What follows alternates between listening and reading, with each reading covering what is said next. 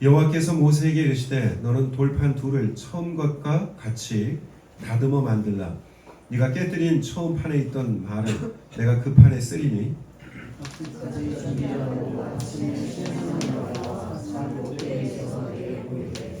아무도 너와 함께 오르지 말며 온 산에 아무도 나타나지 못하게 하고 양과 소도 산 앞에서 먹지 못하게 하라.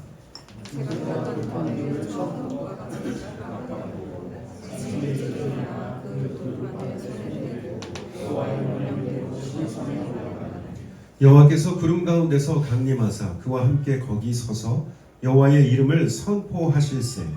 여호와께서 그의 앞으로 지나시며 선포하시되 여호와라 여호와라 자비롭고 은혜롭고 노하기를 더디하고 인자와 진실을 행하는 하나님. 인자를 천대까지 베풀며 악과 과실과 죄를 용서하리라. 그러나 벌을 면제하지는 아니하고 아버지의 악행을 자손 3, 4대까지 보응하리라. 모세가 급히 땅에 엎드려 경배하며 이르되 주여 내가 주께 은총을 입었거든 원하건대 주는 우리와 동행하옵소서. 이는 목이 뻣뻣한 백성이니이다. 우리의 악과 죄를 사하시고 우리를 주의 기업으로 삼으소서. 여호와께서 이르시되 보라 내가 너를 세우나니 곧 내가 아직 온 땅 한 국민에게도 행하지 아니한 적을 너희 전체 백성 앞에 행할 것이라. 내가 머무는 나라 백성이 다 여호와의 자신을 보이니 내가 너를 위하여 행할 일이 두려운 것입니다. 너는 내가 오늘 내게 명령하는 것을 삼가 지키라. 보라 내가 내 앞에서 아모리 사람과 가나안 사람과 헷 사람과 브리스 사람과 히위 사람과 여부스 사람을 쫓아내리니 너는 스스로 삼가 내가 그러한 하나님의 주님과 언약을 세우지 말라. 그것이 너에게 올무가 될까 하노라. 너희는 도리어 그들의 제단들을 헐고 그들의 주상을 깨뜨리고 그들의 아세라 상을 찍을지어다. 너희는 다른 신에게 절하지 말라. 여호와는 질투가 이름하는 질투의 하나님이니라. 너는 삼가 그 땅의 주민과 언약을 세우지 말지니 이는 그들이 모든 신을 음란하게 섬기며 그들의 신들에게 제물을 드리고 너를 청하면 네가 그 제물을 먹을까 함이며 또 내가 그들의 딸들을 내 아들 내 아들로 삼음으로 그들의 딸들이 그들의 신들을 음란하게 섬기며 내 아들에게 그들의 신들을 음란하게 섬기게 할까 함이니라. 너는 신상들을 부어 만들지 말지니라. 너는 그들을 지키되 내가 너에게 명령한 대로 아비월 그 절기에 2년 동안 물건을 먹으라. 이는 내가 아비월의 집에서 나왔습니다. 모든 첫 태생은 다 내 것이며 내 가축의 모든 처음 난 수컷인 소와 양도 다 그러하며 너희의 첫 새끼는 어린 양으로 대속할 것이요 그렇게 하지 아니하면 그 목을 꺾을 것이며 내 아들 중 전자는 다 대속할지며 이 손으로 내 얼굴을 보지 말지니라. 너는 엿새 동안 일하고 일곱째 날에는 쉴지니 밭 갈 때에나 거둘 때에도 쉴지며 칠칠절 곧 맥주의 초실절을 지키고 생활에는 수장절을 지키라. 너희의 모든 남자는 매년 3번씩 주 여호와 이스라엘의 하나님 앞에 보일지라. 내가 이방 나라들을 내 앞에서 쫓아내고 내 재경을 넓히리니 내가 매년 3번씩 여호와 내 하나님을 뵈려고 올 때에 아무도 내 뺨을 만지지 못하리라. 아멘. 우리 지난주까지 우리가 말씀을 봤을 때는 모세가 회막을 따로 정해서 이스라엘 진영으로부터 벗어나서 하나님과 독대하는 시간을 가졌던 것을 나눴습니다. 그래서 우리가 우리 삶에서도 그런 시간들이 좀 필요하다라는 얘기를 했어요. 굉장히 분주하고 우리의 마음을 흐트러 놓는 그런 많은 일들이 주중에 우리의 삶에 펼쳐집니다. 그죠? 그래서 그 삶 속에 계속 있다 보면은 어지럽고 마음이 분산되고 또 괴롭고 이런저런 생각들 때문에 침체되는 경우들도 있을 거고요. 내 마음이 사로잡히는 일들 때문에 하나님께 나아가지 못하는 경우들도 생길 수 있어요. 그래서 우리는 모세와 같이 회막을 정하는 우리의 인생에서 우리의 시간 속에서 그 회막으로 나아가는 모든 삶의 그런 문제들로부터 벗어나서 하나님을 만나는 그런 시간들이 꼭 필요하다라는 얘기를 했습니다. 그래서 어떤 면에서는 우리 인생에 가지치기가 좀 필요하다는 얘기도 했었어요. 그만큼 우리가 또 하나님께 집중할 수 있는 것이기 때문에. 자, 오늘은 이제 34절 4장으로 넘어와서 처음에 우리가 읽었던 본문 속에 보니까 1절에서 4절 내용이 뭐죠? 1절에서 4절 내용이 뭐예요? 두 번째로 돌판을 받는 내용에 대해서 얘기하고 있습니다. 하나님께서 모세에게 말씀하셔서 처음 것처럼 돌을 깎아가지고 가져와라. 몇 개요? 몇 개 가져오라고요? 돌판 2개. 이 2개가 왜 2개라는 말씀인지 여러분 아시죠? 우리가 몇 번 나눴어요, 그죠? 흔히 우리가 10계명 하면은 돌판 2개에 한쪽씩 5계명씩 들어가 있는 것처럼 생각하는 경우도 있고, 내지는 4계명, 6계명 이런 식으로 뭐 하나님과의 관계성, 사람과의 관계성 이런 식으로 나누는 그런 것도 아마 여러분 들어보신 적이 있을 거예요. 근데 실제로 이 두 돌판에 있는 내용은 다 똑같은 내용이었습니다. 그러니까 우리가 계약서를 작성할 때도 어떻게 하죠? 똑같은 내용을 두 부, 그렇죠? 한 부씩 한 부씩 서로 나누어 갔잖아요. 그런 의미가 있는 거예요. 하나님과 약속의 관계 속으로 들어가는 것, 하나님과의 약속 체결. 이 돌판은 계약서도 같은 겁니다. 하나님께서 이 돌판을 갖다가 백성들에게 주실 때 그 의미는 뭐냐면, 야, 나는 기억할 거고 이 약속대로 이행하지 않으면 난 너희를 벌 줄 거고 하는 하나님의 벌 주고자 하는 의지가 아니에요. 아시죠? 하나님은 그 백성을 사랑하시고 그의 약속을 지키시겠다는 의지의 표명인 거예요. 그리고 백성들도 그렇게 해주기를 바라시는 마음이 이 돌판에 새겨져 있는 겁니다. 그러니까 우리가 흔히 이렇게 막 계약서 쓰면 좀 부담되고 하는 이유는 뭐냐면, 뭔가 지키지 못할 것 같은 그 상황들 있잖아요. 항상 우리가 약하기 때문에 그 상황 속에서 벌어지는 손해나 고통들에 대해서 생각하니까, 아우, 하나님이 이 계약서 쓰셨단 말이야. 하나님이 돌판에다가 이렇게 약속의 내용들을 갖다 새겨가지고 너 하나 나 하나 이게 그런 거였단 말이야 할 때 마음에 혹이라도 부담이 찾아올지 모르겠지만, 이거 꼭 기억하십시오. 하나님은 은혜 베풀기를 원하시는 분이에요. 자, 그래서 오늘 이 두 번째 돌판도 사실은 하나님의 은혜의 처사였습니다. 왜 그러죠? 첫 번째 돌판 가지고 내려왔을 때 어떤 일이 벌어졌어요? 돌판 가지고 내려오는 그때 이미 하나님께서 모세에게 일러주시잖아요. 야, 너 내려가서 봐라. 네 백성들이 벌써 악행을 하고 있다. 이미 이 돌판 가지고 내려가기 전에 하나님은 뭐 하셨죠? 계약하기 위해서 우리가 뭐예요? 계약 내용들을 먼저 서로 검토합니다. 하나님이 그 내용을 백성들과 다 나누셨잖아요. 그렇죠? 모세는 가서 백성들에게 전달도 했고요.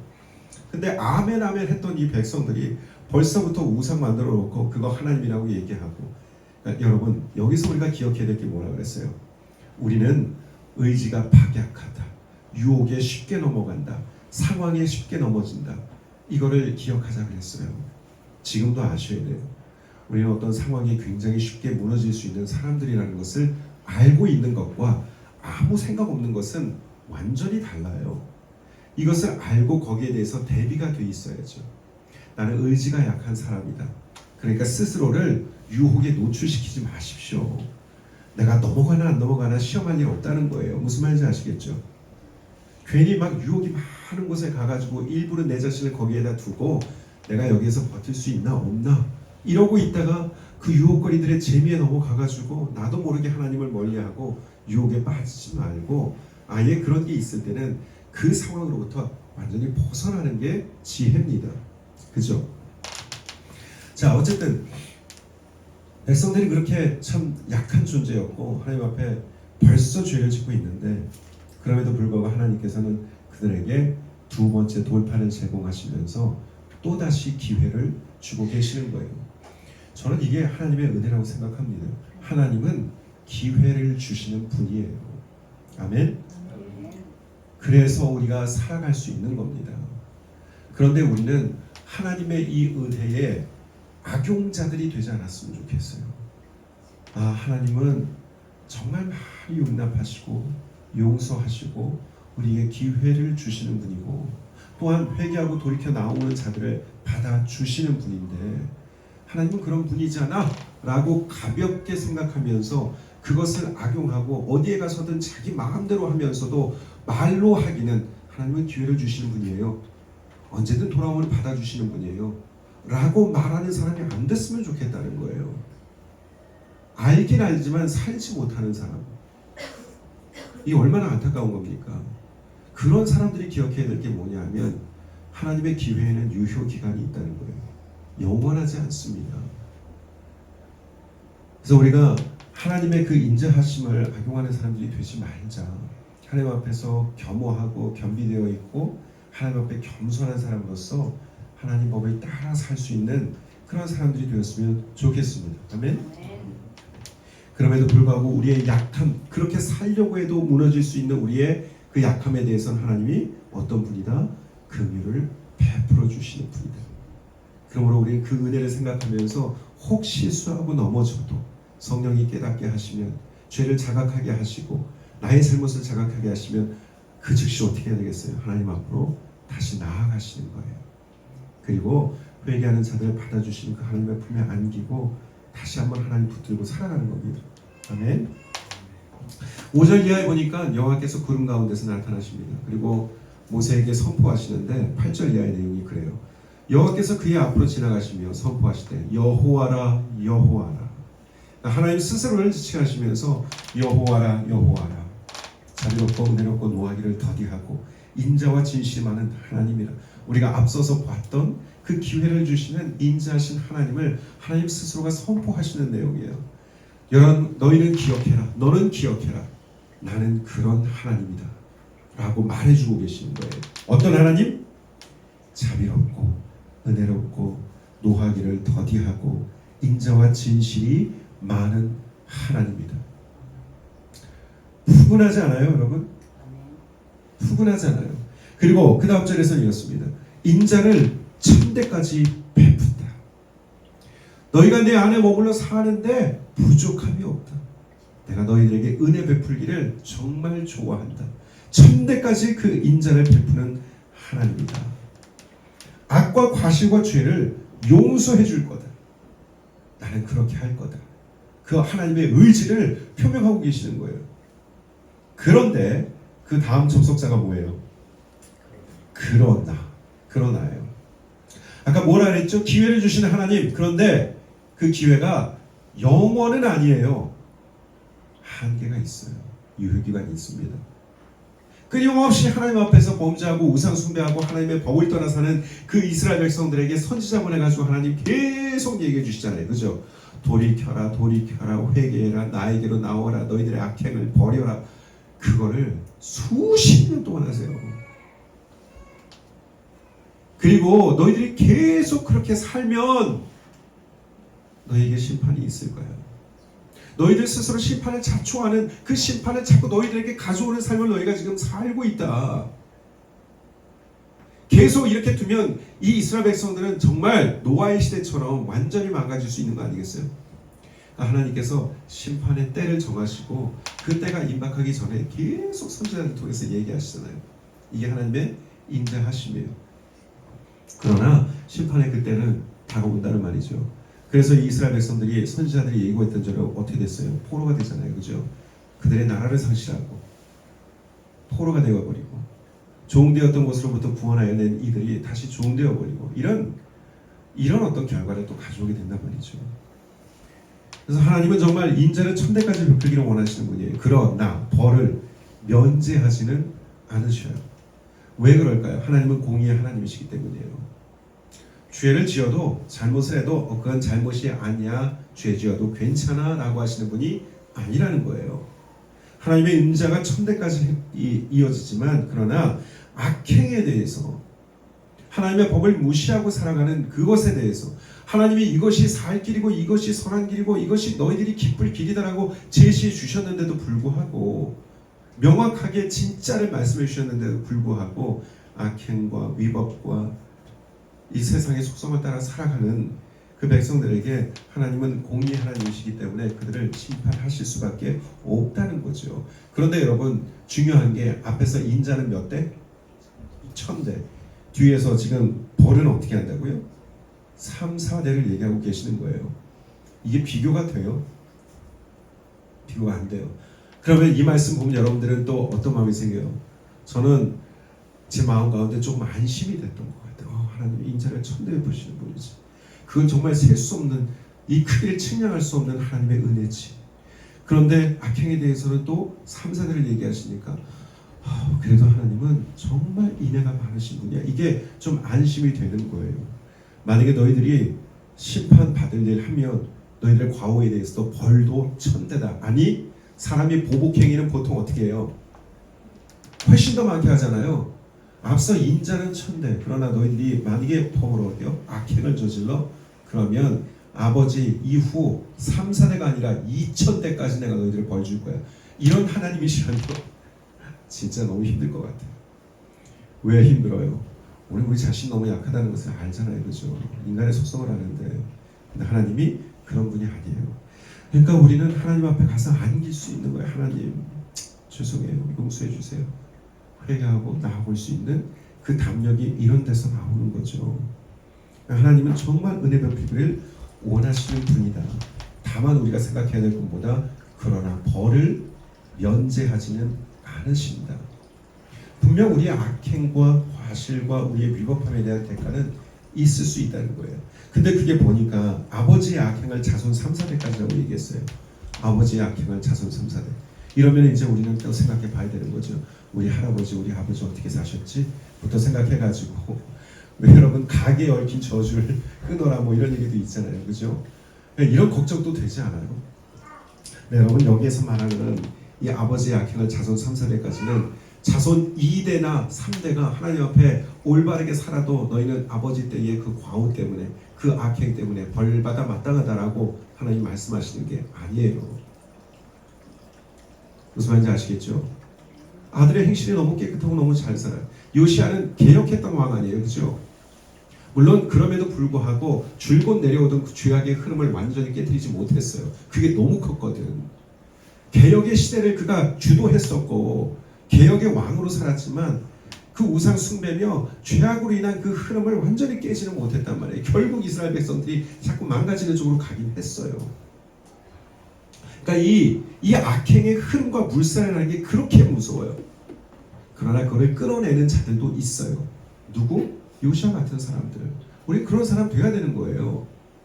아버지 때에서 하나님을 모르고 하나님 앞에 악행하고 의도적으로 하나님을 저주하고 만약에 그랬었다 하더라도 우리는 우리의 삶 가운데서 하나님 앞에 온전한 행실로 인하여 우리의 후대가 하나님 앞에 복을 받는 그런 자녀들이 될 수 있다는 것이죠.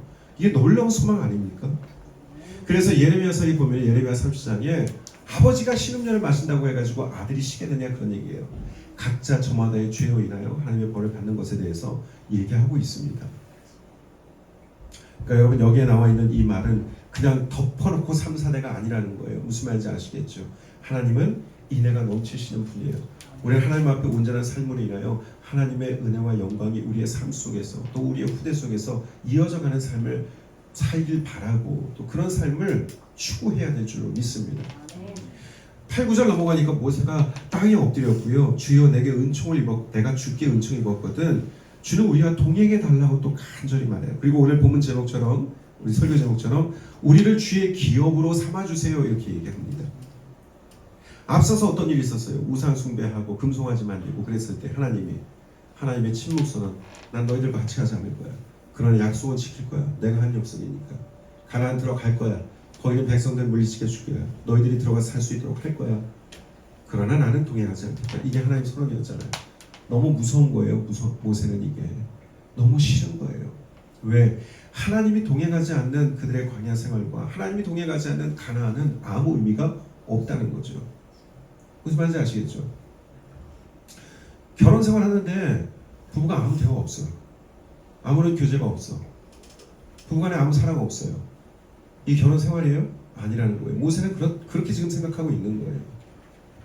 그러니까 부모가 자식에게 이것저것 다 해줘요. 너 뭐 교재 필요해? 그래 교재 사. 책 살 돈 그냥 줘요. 차 필요하다 그러죠. 차도 그냥 내줘. 근데 아무 교제 없어요. 아무 소통이 없어. 이게 뭐예요? 아무것도 아니에요. 모세는 하나님과 이스라엘 백성이 그런 관계가 되어서는 안 된다고 지금 하나님 앞에 성토하는 거예요. 하나님 그건 안 됩니다. 우리와 동행하여 주소서. 우리가 하나님과 교제하는 그 자체가 우리에게 생명이고 그 교제 속에서 우리는 살아날 수 있고 그 교제가 우리를 즐겁게 만드는 것이고 그 교제 속에서 우리는 안도할 수 있고 그 교제 속에서 우리는 담대해질 수도 있는 것이고 하나님 우리 교제를 끊기고 하나님 더 이상 말씀해 주지 않으면 난 죽은 목숨이나 다른 목숨 난 그렇게 못 살겠어요. 이거거든요. 우리 백성 그렇게 살 수 없습니다. 우리의 삶에 여러분도 똑같지 않으세요? 한번 물어볼게요.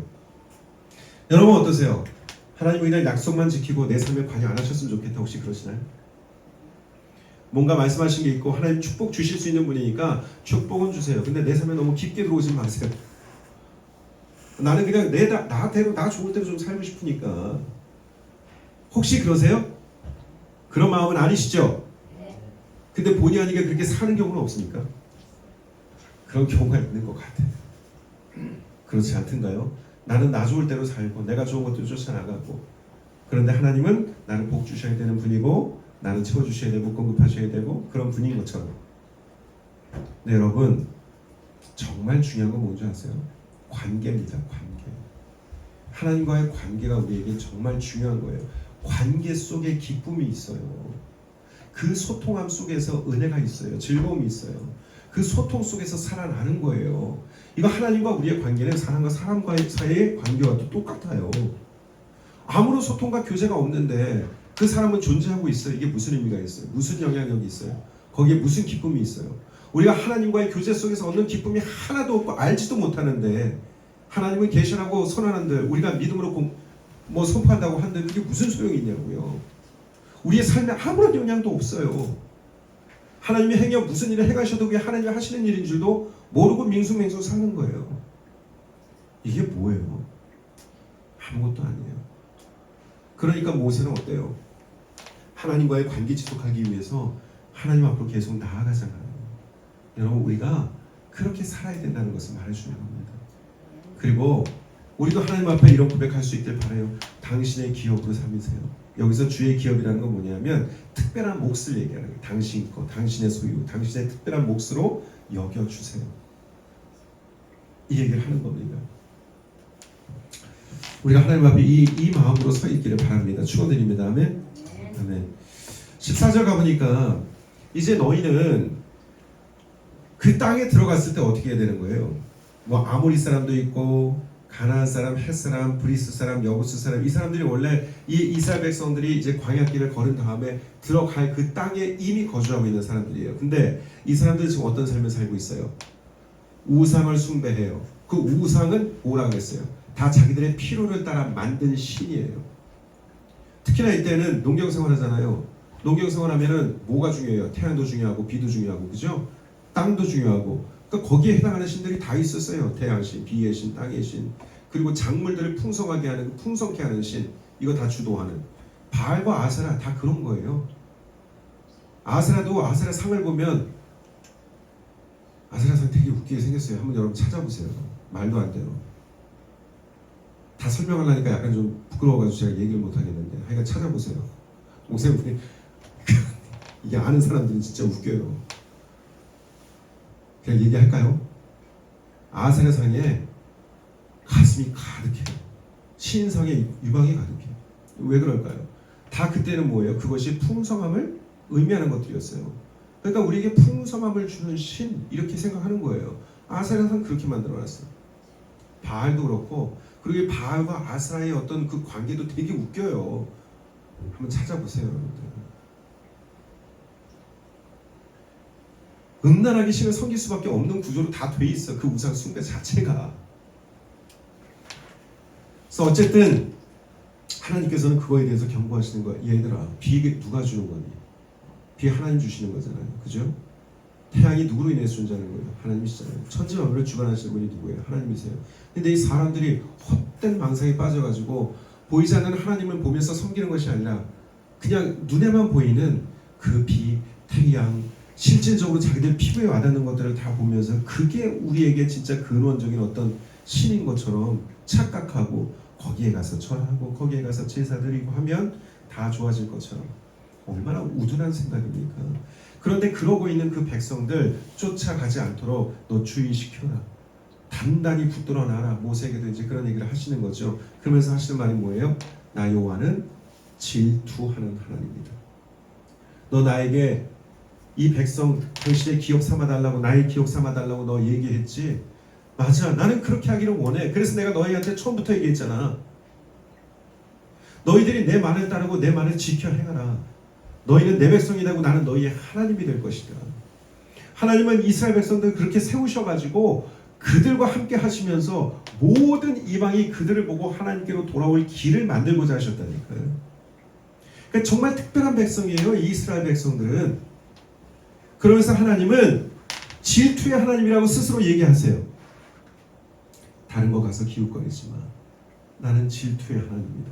그리고 하나님이 왜 이런 표현을 쓰실까요? 하나님께 감정이 있어요, 없어요? 하나님한테 감정이 있어요? 하나님 절대자인데, 하나님 신인데 감정이 있을까요, 없을까요? 질투의 하나님이라고 하나님 스스로 얘기하셨잖아요. 감정이 있으세요. 하나님이 감정이 있어요. 물론 우리의 그런 얄팍한 감정하고 좀 차이가 있겠죠. 그러나 우리는 다 누구의 형상대로 만들어졌다? 하나님의 형상으로. 하나님을 이해할 수 있는 속성이 우리 안에 있어요, 없어요? 있어요. 그리고 성경 말씀은 우리가 하나님을 이해할 수 있도록 기록되어 있어요. 그래서 하나님 스스로도 하나님 질투의 하나님이라고 얘기하세요. 그러면 하나님 마음이 어떤 건지 알겠어요, 모르겠어요? 아시겠죠? 하나님은 이스라엘 백성들이 구별되길 원하셨고 하나님께 붙잡혀 있기를 바라셨고 하나님은 그들에게 가장 좋은 것으로 주시기를 원하셨어요. 그리고 하나님은 질투의 하나님이세요. 뺏기기 쉽지 않아요. 그리고 이들이 하나님을 선택하기를 원하셔요. 이게 하나님의 질투의 하나님이라는 뜻이에요. 무슨 말인지 이해되세요? 우리가 삶 속에서 과연 선택하는 그 일에 있어서도 무엇을 선택하는지 한번 잘 생각해 봤으면 좋겠어요. 돈과 하나님을 겸하여 섬길 수 없다는 얘기 하잖아요. 그죠? 성경에 그렇게 얘기했잖아요. 돈이 얼마나 막강한 신노릇 하는지 아시잖아요. 돈과 하나님을 겸하여 섬길 수 없다. 이 이해가 나오는 건 뭐예요? 우리가 살면서 돈이냐 하나님이냐 이런 상황들이 다분히 있다는 거예요. 그럼 질투하는 하나님이세요. 한번 상상해 보자고. 하나님이 계셔요. 앞에 돈도 있어요. 여러분이 누군가를 사랑해. 서로 사랑하는 그 관계인 걸 알아. 그런데 사랑하는 그 사람이 있고 다른 사람도 있어요. 근데 여기에서 이 사람이, 내가 사랑하는 그 사람이 뭔가를 선택해야 돼요. 그런데 두근두근 하는데 북소리가 쫙 울리다 딱 끝나는 순간 당연히 나를 선택할 줄 알았는데 다른 걸 선택하면 기분 어떻겠어요? 여기서 오는 이거 멘붕 아니에요? 하나님은 질투하는 하나님이에요. 재밌게도 하나님은 우리를 택하셨을 뿐만 아니라 우리에게 선택받기 원하는 하나님이라는 거 아세요? 하나님은 우리에게 선택받기를 원하세요. 질투의 하나님이세요. 우리의 삶 속에서 자꾸만 우리는 뭔가 우리 앞에 갈래길이 생기고 뭔가 선택해야 될 것들이 놓여요. 우리의 의지와 상관없어. 항상 그렇게 돼요. 우리의 인생은. 그때 여러분 우리는 막연하게나마 여기 지금 하나님이 자꾸 걸려. 하나님이 자꾸 걸리는데 또 하나가 있어요. 하나님 아닌. 이건 뭐 뭐든지 될 수 있으니까 N이라고 치자고요. 하나님이 계시고 하나님이 자꾸만 걸리는 그 N이라고 하는 요소가 있는데 살면서 자꾸 그런 상황에 부딪히지 않아요? 자꾸 우리에게 찾아오지 않아요? 선택할 수밖에 없는 기로. 그때 여러분 누구를 선택하겠냐고요? 그때 하나님은 선택받길 원하신다고요. 그리고 하나님은 우리에게 각별한 하나님. 우리도 하나님을 각별한 나의 주. 하나님은 우리를 각별한 당신의 소유와 백성으로 삼고 살아가기를 원하신다는 거, 이거 이해하셨으면 좋겠어요. 그래서 우리의 삶 속에서 우리가 하나님을 택하여 하나님과 기쁨을 나누는 삶을 살아갔으면 좋겠습니다. 아멘? 아멘. 17절 이하에 보니까요, 신상들 보고 만들지 마라. 질투하는 하나님이시잖아요. 너는 무교절 지켜라. 무교절 뭐예요? 6월절과 함께 시작되는 거예요. 절기. 7일 동안 6월절 이후에 하나님 앞에 드리는 절기예요. 이건 하나님의 구원하심을 기념하는 그런 절기라고 보시면 돼요. 그 다음에 19절 그때 어떻게 해야 된다는 얘기를 쭉 하시죠. 처음 것은 다 가져와라. 첫 태생 가져와라. 이제 이집트에서 하나님께서 이들을 구원하여 나실 때 어떻게 했어요? 그때 있었던 일들을 다 기억하시죠. 장자의 죽음도 아시죠. 그러나 이스라엘 백성들은 죽지 않았어요. 그들을 대신하여 뭐가 죽었어요? 어린 양이 죽어요. 흠없고 깨끗한 양들이 죽게 되고, 그리고 그들은 삽니다. 그 장자들은. 그러니까 이 모든 것들을 기념하면서 이걸 하나의 하나님의 대속으로 보고 하나님 구원하시는 기념하면서 6월절에 하나님 앞에 이런 제사를 드리게 돼요. 근데 첫 거는 다 가져오라고 얘기하시고, 그리고 이 6월절 명절을 보낼 때 하나님 앞으로 나올 때 너희는 빈손으로 나오지 말래요. 빈손으로 내 얼굴 보지 마라. 이 구절은 어때요, 여러분? 성경에서 이 구절 볼 때 어떤 느낌이에요? 야, 너희들 나한테 올 때 빈손 가지고 오지 마. 하나님이 마치 무슨 야박한 하나님인 것처럼, 하나님이 뭘 이렇게 막 우리에게 요구하시는 것처럼 들려. 그렇죠? 그렇지 않아요? 그렇지 않은 여러분들은 정말 순수하고 하나님 사랑할 만한 분들이에요. 근데 저란 인간은 저는 성경 볼 때 하나님이 이렇게 얘기하면 이거는, 어떤 사람들은 야, 하나님 진짜 야박하다. 사람도 야, 우리 집 올 때 너희들 그냥 와, 뭐 사오지 말고 이렇게 얘기할 때 있는데, 하나님은 나올 때 이렇게 나오라고 얘기하시네. 이런 생각을 할 수도 있을 것 같더라고요. 네, 여러분 아셔야 될게요. 이 성경에 기록되는 이 시기에 정말 중요한 게 뭐냐면, 귀중한 사람 앞에 나아갈 때는 그냥 나가는 법이 없었어요. 특히나 왕 앞으로 나갈 때는, 여러분 이건 벌써 한 달 전, 1년 전부터 만약에 그 기약된 날이 있잖아요. 이 사람 긴장하는 거예요. 뭘 어떻게 가지고 나가야 되지? 어떤 모습으로 나가야 되지? 철저히 준비하고 생각하고 몸을 가다듬고, 예물을 준비할 때도 그거를 다 정성껏 준비해가지고 이 왕을 기쁘게 할 만한 것들을 가지고 나갑니다. 그렇지 않나요? 이건 뭐냐면 준비된 마음이에요. 하나님은 하나님 앞에 나올 때에 그런 마음으로 나오기를 바라세요. 야, 나는 예물 좋아하니까 예물 갖고 나와, 이게 아니에요. 천지를 지으신 하나님, 모든 것이 하나님의 건데 우리가 들고 나가는 그 예물이 그 뭐 먼지만큼이나 되겠어요? 아무것도 아니잖아요.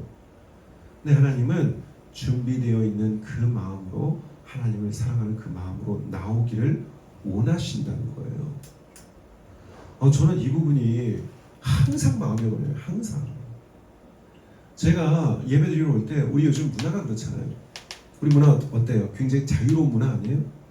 편안한 문화예요. 예배드리러 올 때 여러분 다 양복 입고, 넥타이 남자들은 다 하고 오시고, 여자들은 치마 발목까지 오는 거 다 입으시고, 제가 이렇게 지적해가지고, 그게 약간 좀 더 홀리해 보이니까 그렇게 오세요. 안 해요. 요즘 그렇게 하는 사람들 누가 있어요? 편합니다. 자유롭게 입고 오세요. 그러나 단정하십시오 라고 얘기하잖아요. 그러니까 하나님 앞에 예배자의 마음을 가지고 나갈 때, 여러분 예배자 마음다움이 마음속으로부터 시작해서, 마음이 시작되면 그 마음에서 시작된 건 어디로 가는지 아세요? 다 밖으로 흘러나가게 돼 있어요. 그러니까 여러분들의 마음이 예배자의 마음으로 있는 것이 정말 중요하다는 얘기를 하는 거예요. 그래서 항상 이 부분이 자꾸 걸려가지고, 내가 오늘 예배자의 그런 마음으로 잘 나가고 있는 건가? 조심스러워져요. 전 그래요, 진짜. 그리고 어쨌든 주일 아침이 되면 좀 더 신경이 예민해지는 것 같아요. 실수하지 말아야지, 내가 예배 자리를 나아가는데 좀 조심해야지, 이러면서 자꾸 마음 가다듬고 생각 가다듬고 이런 일들이 자꾸 이제 있거든요. 근데 여러분들은 어떠신지 모르겠어요. 저는 이 본문을 읽으면서 우리가 하나님 앞에 어떤 마음을 가지고 있는지를 다시 한번 생각했던 것 같아요. 그래서 우리 스스로를 좀 돌아볼 수 있는 그런 시간들이 되었으면 좋겠어요. 그리고 하나님은 이 6월절뿐만 아니라 77절 그리고 수장절, 77절은 나중에 우리가 알고 있는 오순절이에요. 수장절이라고 하는 것은 초막절이라고도 불립니다. 광야에서 하나님이 장막을 짓고 또 하나님 그들 가운데 함께 하셨고 그들을 보호하셨던 것을 기념하는 거예요. 그러니까 6월절은 구원하심, 그리고 77절은 뭐냐 하면 첫 수확을 얻는 때에 드리는 그 명절 절기거든요.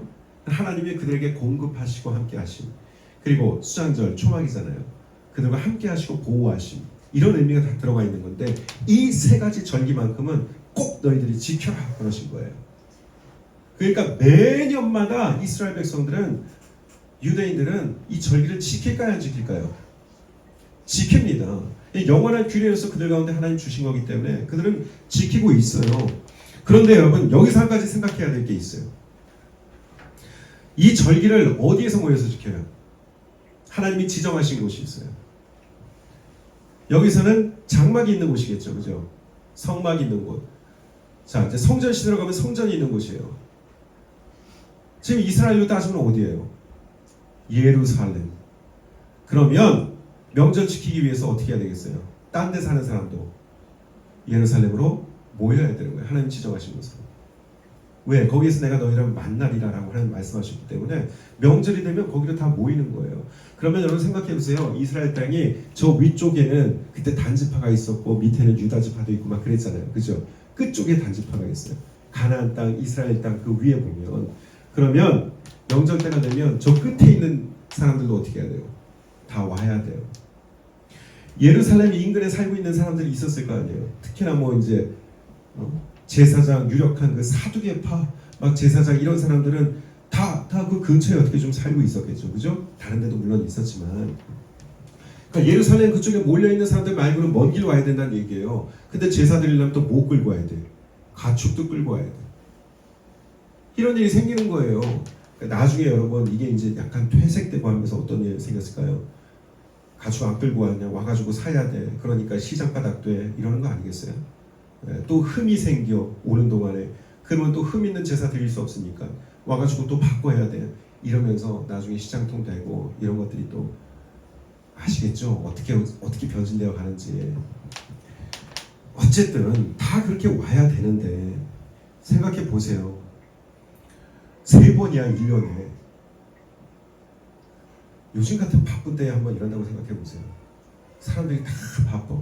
1년에 3번을 가야 되고 6월절은 7일 지키고 77절은 하루 지키고 초막절도 7일이에요. 그런데 이거 지키려고 오면 딱 지키는 날만도 그렇게 긴데 거기까지 오는 게 걸어서도 오고 짐승 타고 오고 하더라도 며칠 걸릴 수 있잖아요. 그죠? 가는데도 며칠이야. 그러면 상당한 시간을 빼야 된다는 거예요. 이게 자기들 생각에 손해겠어요? 안 손해겠어요? 엄청 손해 같아. 농경생활 막 바쁘고 그럴 때는 더 손해일 것 같아요. 근데 하나님은 오라는 거예요. 게다가 저 끝쪽에 있고 이방이랑 접경 지역에 있는 사람들 같은 경우에는 만약에 거기서 성인 남자들 20세 이상 성인 남자들이 온다고 생각해 봐요. 남아있는 사람들 뭐 힘이 있어요? 그런데 만약에 그때 이방 민족이 쳐들어가면 어떻게 되겠어요? 끝나는 거 아니에요? 근데 하나님 뭐라고 그랬어요? 24절 보세요. 내가 이방 나라들을 네 앞에서 쫓아내고 내 지경을 넓히리니 네가 매년 3번씩 여호와 내 하나님을 뵈려고 올 때에 아무도 네 땅을 탐하지 못할 것이다. 하나님이 막으시겠다는 거예요. 사람의 생각은요 불안에 죽습니다. 어떡하지 우리 가고 있는 동안 무슨 일 생기면 어떡하지? 우리 갔다 들어갔는데 뭔 일 나 있으면 어떡하지? 이럴 수 있는 거 아니에요. 그런데 하나님 어떻게 하시겠다고요? 하나님이 정하셨고 하나님 앞으로 나오라고 3번씩은 나와라 얘기하시고 너희들이 그렇게 하는 동안에 지키시겠다고 얘기하는 거예요.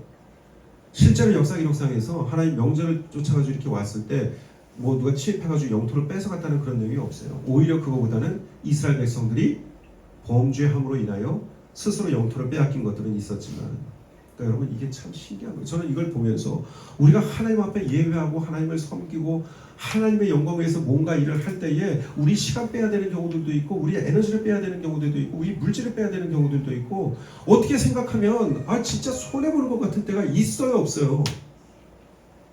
있어요. 막심한 손해가 올 것도 같고 불안해 죽겠어. 지금 내가 이거 안 하면 어떻게 될 것 같은데 근데 하나님은 나에게 어떤 감동을 또 주셔요. 이럴 때 진짜 힘들단 말이죠. 얘기가 좀 길어져서 미안하지만 이게 중요한 문제 아니겠어요? 근데 여러분 우리가 그때에 하나님의 것을 택하고 하나님이 주시는 마음을 택할 수 있는 용기가 좀 있으면 좋겠어요. 이거는 해봐야 될 문제예요. 누가 시키고 말하고가 아니라 우리 삶에 분명히 이렇게 찾아오는 경우가 있어요. 그때 여러분 하나님이 주시는 감동이 있다면 내가 손해볼 것 같은 두려움 뭔가가 이게 지금 막 서가고 있었는데 이거 안 되지 않을까? 라는 두려움 그거를 좀 뒤로 해놓고 하나님이 주시는 그 감동을 따라 나아가 보시라는 얘기를 하는 거예요. 제가 하란다고 할 거 아니잖아요. 그죠? 말씀이 이러하니 주시는 교훈과 감동을 따라서 내 삶에 이런 상황이 찾아왔을 때 여러분 꼭 하나님 편에 서 있기를 바랍니다. 한 가지만 마지막으로 얘기하고 빨리 끝내겠습니다. 예배 여러분들 스스로 이 예배 자리에 내가 하나님 예배 시간 지켜드릴게요. 내가 이것만큼은 올게요. 라고 하나님 앞에 뭐랄까요? 그 선심 쓰는 마음으로 혹시 오셨는지 모르겠지만 그런 분은 안 계실 거라고 믿어요. 근데 우리의 행위도 안 그랬으면 좋겠고 마음도 안 그랬으면 좋겠고 이스라엘 백성들은 이 3번씩 지키는 절기를요 이들 중에 어떤 사람들이 있었냐면 6월절 꼭 가고 싶은 거예요. 자기는 하나님을 예배하는 그 자리에서 소외되고 싶지가 않아요. 하나님을 만나고 하나님 말씀을 듣고 함께 예배하고 찬송하면서 그때 주어지는 그 영광과 은혜와 임재하심을 경험하면서 내가 하나님의 백성이지라고 하는 공동체 의식과 이런 것들을 함께 나누는 그 자리로부터 소외되고 싶지 않아가지고 6월절 가려면, 명절을 가려면 사람이 정한 상태로 있어야 돼요. 성경에서는 부정과 정함에 대해서 규정해 놓은 게 있어요. 예를 들어서 뭐 시체를 만졌거나 뭐 이런 경우가 생기면은 이건 부정한 상태예요. 더럽다가 아니라 하나님 앞에 그 시체를 만졌다는 건 죽음을 의미하잖아요. 생명이 하나님 앞에 나아가기에 부적합하다라는 얘기예요. 그러니까 이런 경우에 일정 기간이 지나고 나서 나갈 수 있었어요. 뭔지 아시겠죠? 그러니까 혹이라도 6월절 가야 되는데 이런 케이스가 생긴 사람들은 못 가는 게 너무 속상한 거예요. 그래서 그들이 모세에게 나와서 얘기했어요. 아, 우리도 가고 싶은데, 우리도 그 예배 자리에 있고 싶은데, 우리도 하나님과 만남을 갖고 싶은데, 우리 소외되는 거 너무 속상하다. 이거 어떻게 좀 해달라.